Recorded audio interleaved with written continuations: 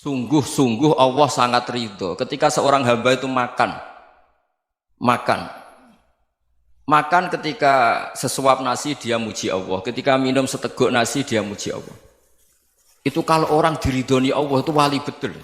Itu untuk jadi wali itu gampang, kamu makan ridho, kamu nginjak buminya Allah ridho seneng, kamu hidup keseharian aman seneng.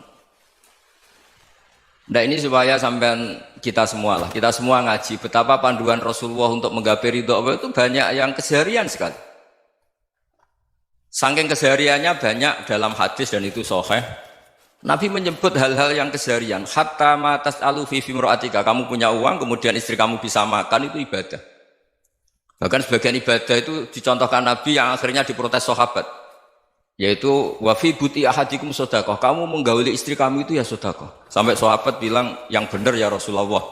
Ayati ahaduna syahwatahu wa huwa lahu ajrun. Masa urusan biologis, urusan syahwat kemudian dia dapat pahala.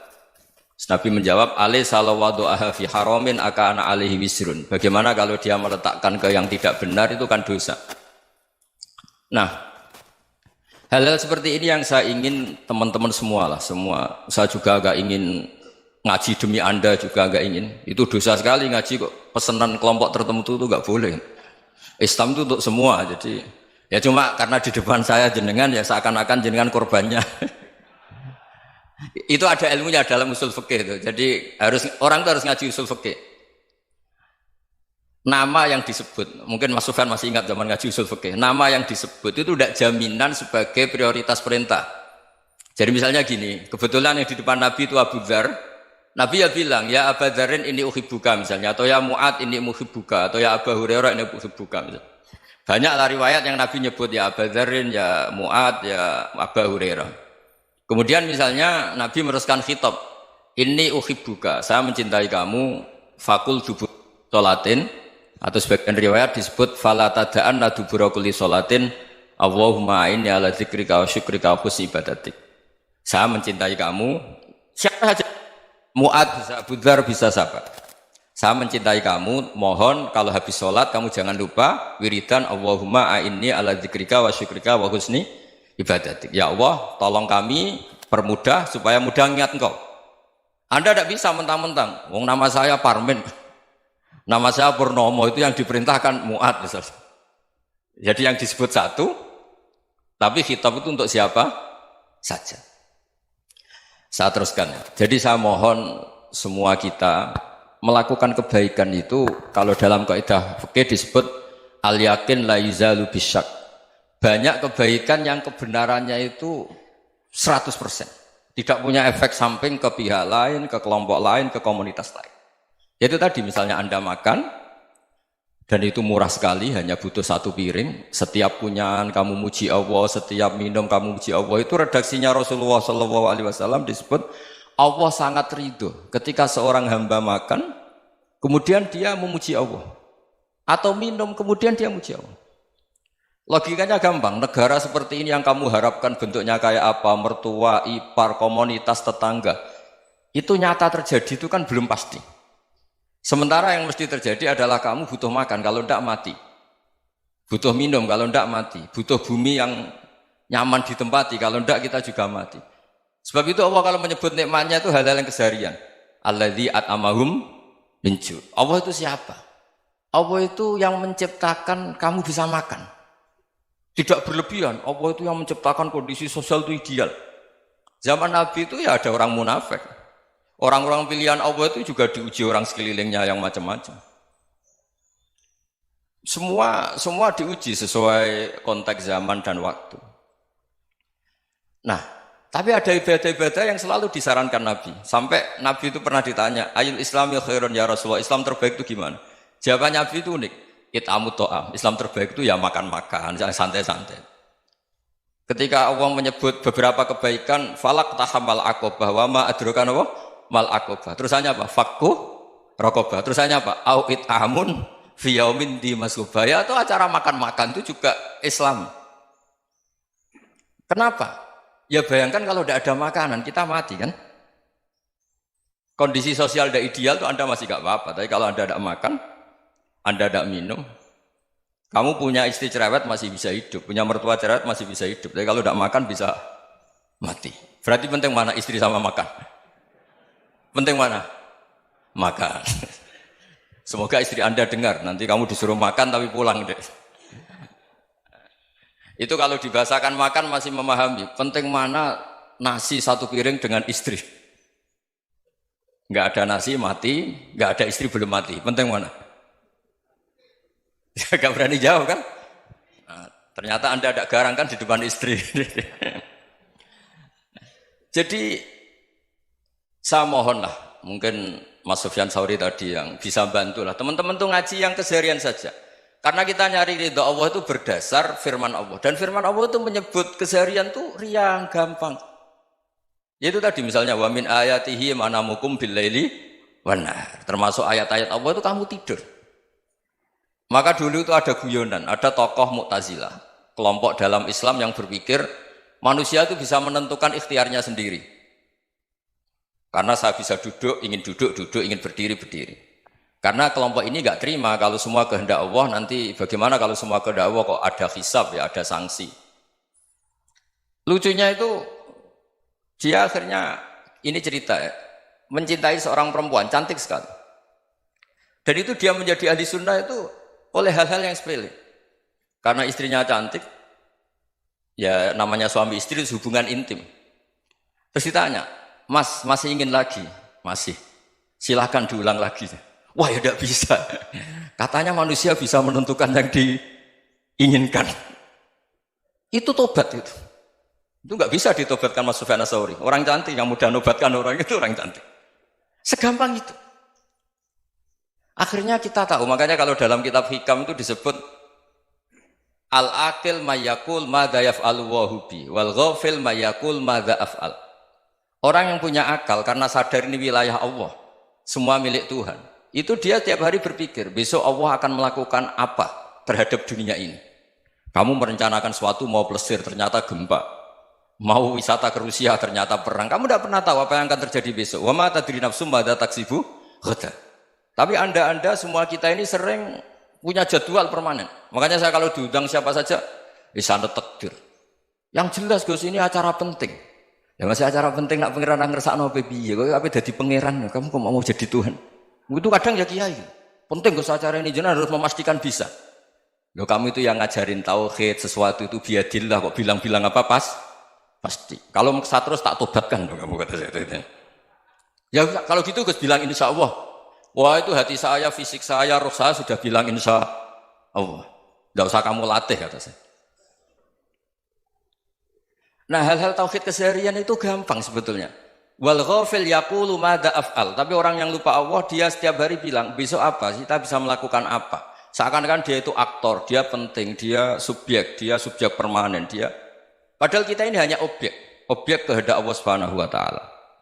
Karena kita yakin sesuatu yang terjadi di alam raya ini kita tidak bisa apa-apa. Makanya saya sering ngaji, sering bilang saya, ketika Anda mensifati Allah, Dia yang menghidupkan. Sudah itu tanamkan sehingga ketika kita mati santai saja. Kenapa santai? Allah punya cara menghidupkan kita. Zaman kita hidup juga gak tahu caranya ngelola jantung, ngelola paru-paru. Kamu juga gak tahu ngelola oksigen yang tidak beracun, tidak ngandung polusi. Tahu-tahu hidup.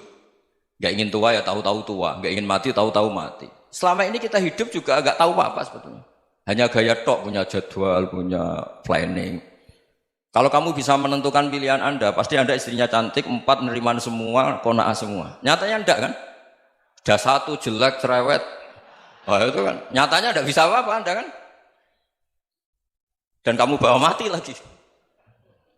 Itu kan, istri Anda juga gitu, punya keinginan, punya suami yang ganteng, yang jabat, yang neriman, yang enggak poligami. Ya enggak kesampaian juga. Kalau kita ngitung tingkat kegagalan kita itu gagal terus. Ya kan? Nah, terus ingat Allah. Madza yaf'alu wa bi.